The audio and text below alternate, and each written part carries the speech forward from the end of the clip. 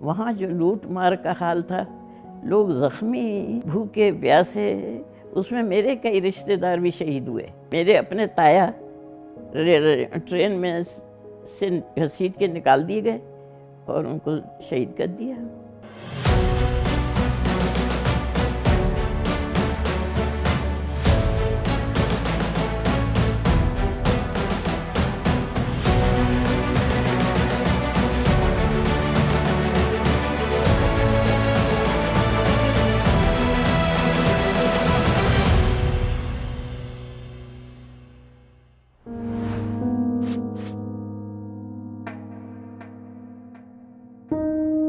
آپ کو پتہ ہے کہ میرا تعلق تو بھوپال سے، اور بھوپال کے بہت خوبصورت جگہ تھی اور مسلم اسٹیٹ تھی، تو وہاں کے حکمران جو تھے حمید اللہ خان، وہ بڑے عمدہ رہنما تھے اور حکمران تھے، اور اس وجہ سے وہاں ہندو، کرسچن اور مسلمان سب رہتے تھے۔ مسلمانوں کی آبادی بہت زیادہ تھی، 82% یا 85% ہوگی، اور باقی یہ کرسچن اور ہندو تھے۔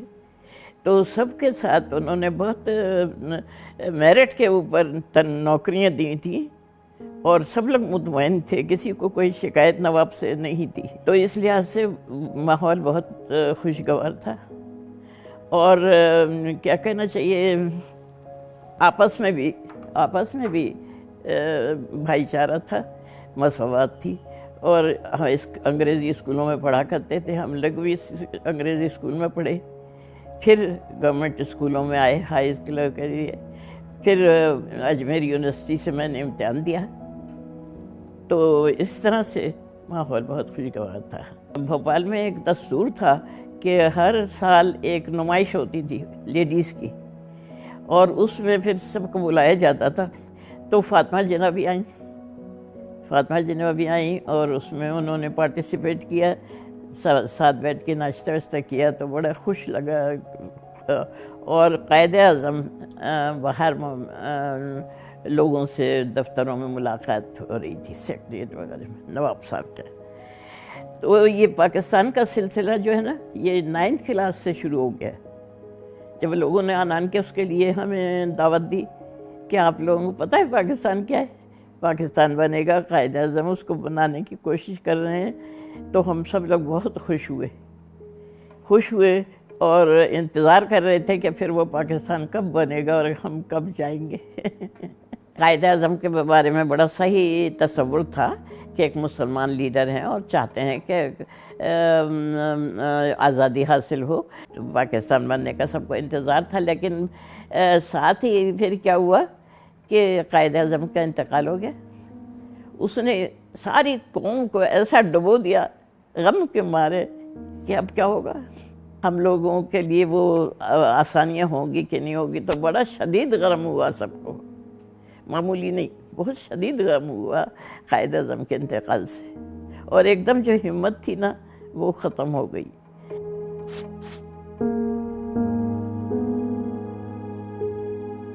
موٹیو تو آزادی تھی نا، مسلم اسٹیٹ قائم ہوگی، اور یہ ایک بہت اچھا تصور تھا کہ جیسے مسلمانوں کی اسٹیٹ ایک حیدرآباد تھی، ایک بھوپال تھی، اور ایک پاکستان بن جائے گا تو سب کو ہی اس میں فائدہ ہوگا۔ اس کے بعد پارٹیشن کا وقت آ گیا۔ پارٹیشن کے بعد یہ ہوا کہ دہلی میں بہت گڑبڑ بن گئی، بہت غدر مچ گیا، اور اس کی وجہ سے مسلمانوں کو اپنی جانیں بچانے کے لیے قلعے میں ٹھہرنا پڑا، لال قلعے میں۔ تو اس میں میرے والدین بھی تھے، ان سے کہا گیا کہ آپ پاکستان جا سکتے ہیں اس وقت، کیونکہ بہت سارے جہاز بھر کے پاکستان آ رہے تھے، لیکن وہ لوگ اس بات پہ تیار نہیں ہوئے کہ اور سارے بچے جو ہیں وہ بھوپال میں پڑھ رہے ہیں، تو ہم لوگ پاکستان نہیں جا سکتے۔ اس طرح سے وہاں جو لوٹ مار کا حال تھا، لوگ زخمی، بھوکے پیاسے، اس میں میرے کئی رشتہ دار بھی شہید ہوئے۔ میرے اپنے تایا ٹرین میں سے گھسیٹ کے نکال دیے گئے اور ان کو شہید کر دیا۔ تو اس چیز نے فیملی پر بڑا برا اثر ڈالا اور سب بہت غمگین ہوئے۔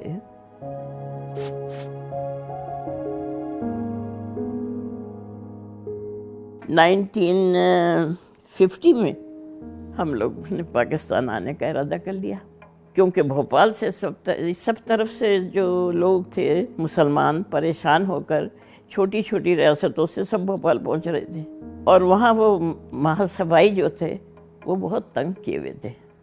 مسلمانوں کو وہ آزادی نہیں تھی جو پہلے تھی، ان کے ہر حق کو انہوں نے مارنا شروع کر دیا، اور بھوپال کو مدھیہ پردیش میں ضم کرنے کی کوشش کری۔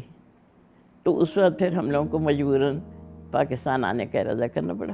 تو ہم لوگ وہ سفر، ہجرت کا سفر بہت مشکل تھا، بہت مشکل تھا، کیونکہ وہ میرے والد پہلے پاکستان آ چکے تھے اور ہم سب کو پاکستان بعد میں آنا تھا، تو ہمارے پاس جو سامان تھا اور چیزیں تھیں اس سے ہم لوگوں کو، ہماری جانوں کو بڑا خطرہ تھا۔ تو اور سکھ جو تھے وہ جگہ جگہ امرتسر سے لے کر واگا تک سب جگہ سکھ بیٹھے ہوئے تھے، اور ان کا مقصد یہ تھا کہ وہ سامان لوٹیں اور لوگوں کو طرح طرح کے شک شبہات میں رکھا ہوا تھا۔ انہیں یقین نہیں آ رہا تھا کہ ہم جو کہہ رہے ہیں وہ سچ کہہ رہے ہیں۔ تو اس طرح سے انہوں نے بہت پریشان کیا۔ گجرالے میں میرے خالو انسپیکٹر آف کسٹم انسپیکٹر تھے، وہ لینے آ گئے واگا تک، تو پھر ہم لوگوں کی جان بچی اور ہم خیریت سے پاکستان پہنچے۔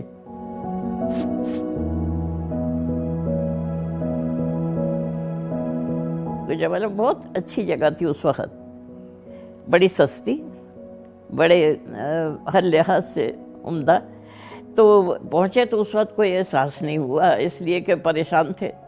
کچھ دن بعد جب ہم نے اسکولوں کے لیے نکلے اور پڑھنا شروع کیا اور آنا جانا شروع کیا، تو ہمیں محسوس ہوا کہ گجرالہ بہت اچھی وہ انڈسٹریل اسٹیٹ ہے، شوگر ملز ہیں، طرح طرح کے کارخانے ہیں، چیزیں بن رہی ہیں، بتاشے بن رہے ہیں، کپڑے بڑے سستے ہیں یہ سارے، اور ہر چیز کھانے کی بڑی سستی تھی۔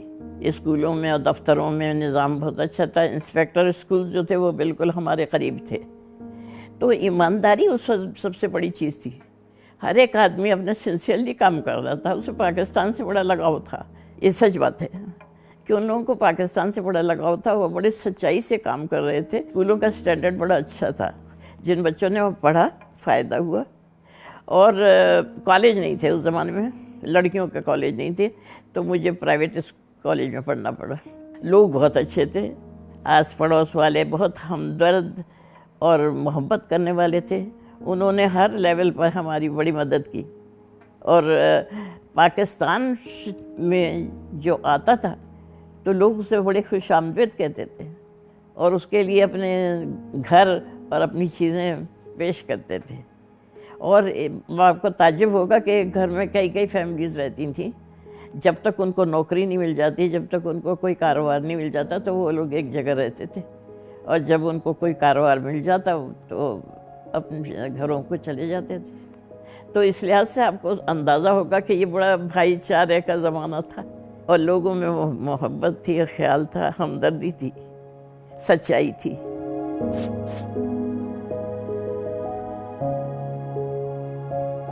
55 میں میں ڈھاکہ چلے گئے۔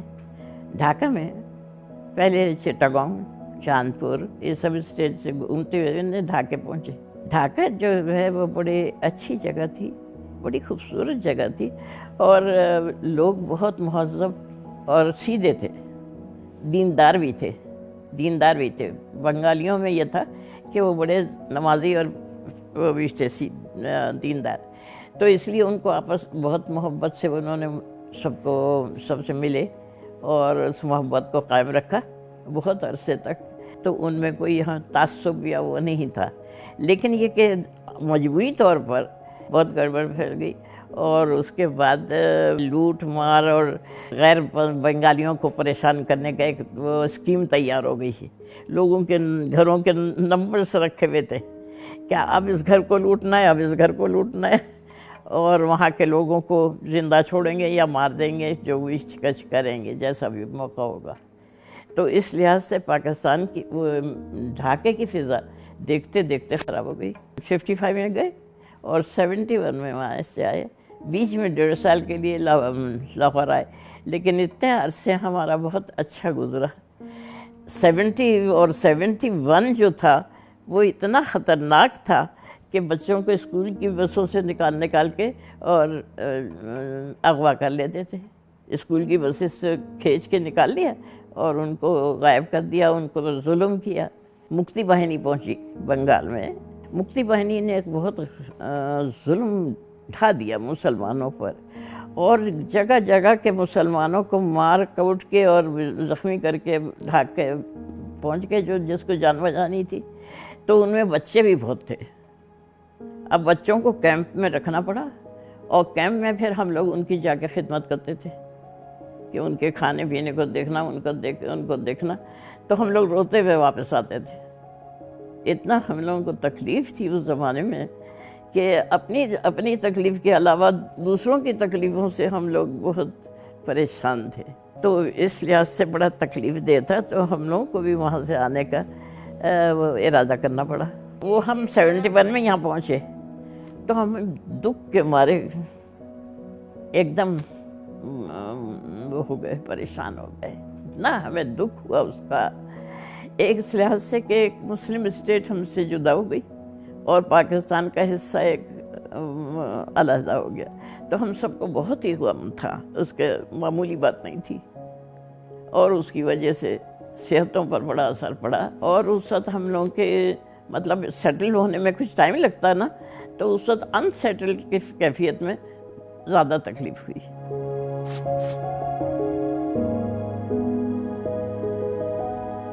بہت صحیح جا رہے تھے، لیکن 82 سے زوال آنا شروع ہو گیا پاکستان میں۔ بہت صحیح جا رہے تھے جب تک ہم آئے اور ہم نے پاکستان کو سنبھالا، اور سیکریٹریٹ میں لوگ اتنی ایمانداری سے اور اس سے اچھے کام کر رہے تھے، کسی سے آپ کو شکایت نہیں تھی کہ رشوت دیں تو کام ہوئے گا، یہ ایک بات نہیں تھی، رشوت کا کوئی سلسلہ نہیں تھا، تو بہت بہتری کی طرف جا رہے تھے۔ لیکن 82 سے پاکستان میں تنزل پیدا ہو گیا، تعلیمی نظام خراب ہوا، دفتروں میں نوکریاں خراب ہوئیں، کوئی کام آپ بغیر رشوت کے نہیں کر سکتے، پی آئی اے کا حال خراب ہو گیا، اسی طرح ہر شعبے میں خرابی بہت آ گئی، اور وہ بالکل برباد ہو کر رہ گئے۔ تو اس کی وجہ سے رشوت بھی بہت بڑھ گئی، بے ایمانیاں بہت بڑھ گئیں، لوگوں کو پاکستان سے کوئی دلچسپی نہیں رہی، ان کو اپنی ذات سے زیادہ دلچسپی ہو گئی، پاکستان کے وجود سے کوئی دلچسپی نہیں رہی، تو اس لیے پاکستان اور کرائمز بہت بڑھ گئے، تو اس لیے پاکستان کو سنبھالنا بہت مشکل کام ہو گیا۔ اب اس کو کیسے دوبارہ اس پر لایا جا سکتا ہے، یہ سب کو کوشش کرنی پڑے گی۔